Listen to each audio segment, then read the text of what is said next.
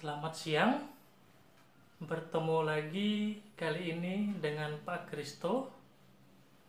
Nah, video kali ini akan membahas tentang vektor sebidang.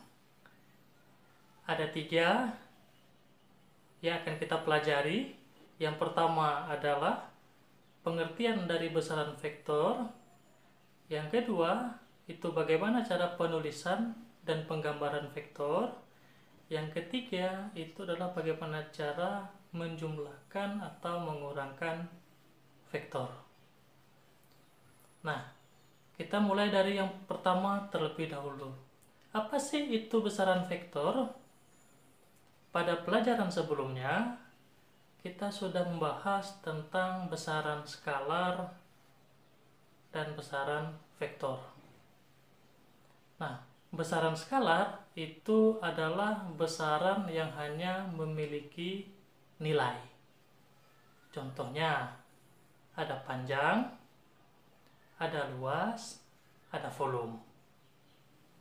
Jadi, dalam pengukuran, nanti yang ditulis hanya nilainya saja. Contohnya, rumah Pak Kristo dari sekolah berjarak 500 meter. Nah, itu contoh dari besaran skalar. Bagaimana dengan besaran vektor? Besaran vektor selain memiliki nilai juga memiliki arah. Contohnya, perpindahan, kecepatan, percepatan.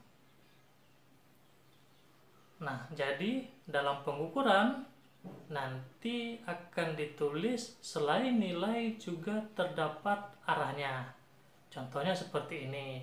Sebuah benda mengalami perpindahan 100 meter ke timur. Nah, itu adalah contoh dari besaran vektor. Sekarang kita akan masuk bagian yang kedua, yaitu bagaimana cara penulisan dan penggambaran vektor.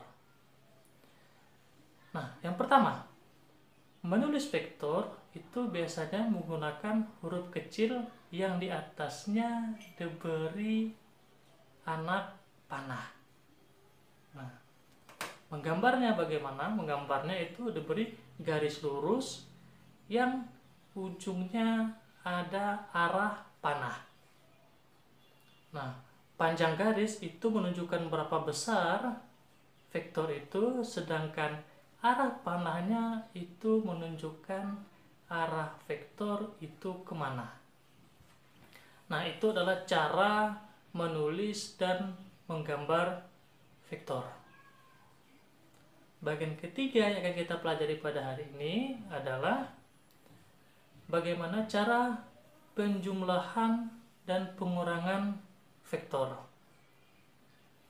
Nah, jika vektornya lebih dari 1, misalnya 2, atau 3, atau 4, atau lebih dari itu, bisa dijumlahkan dengan beberapa metode. Metode pertama itu adalah metode segitiga. Nah, metode segitiga nanti hasilnya akan berbentuk segitiga. Yang kedua itu metode jajar genjang. Nah, sama seperti yang segitiga tadi, maka hasil gambarnya nanti akan berbentuk jajar genjang.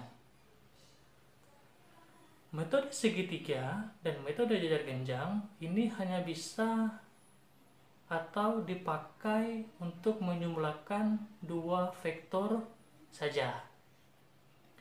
Nah, bagaimana kalau vektornya lebih dari 2? Maka menggunakan cara yang ketiga, yaitu menggunakan metode poligon.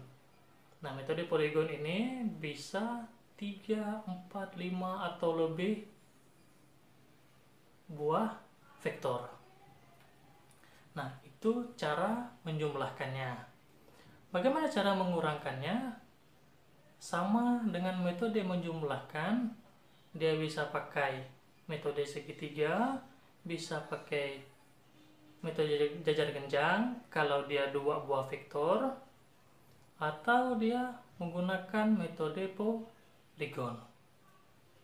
Nah, terus seperti apa bedanya?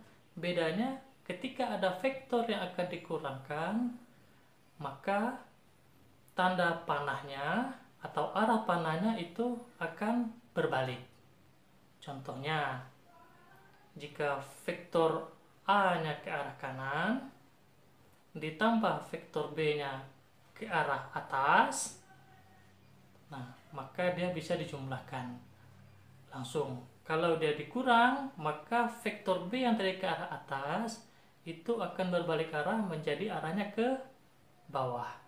Nah, itu dia cara mengurangkan vektor. Begitu saja materi kita pada kali ini. Semoga materi ini bermanfaat bagi kita semua.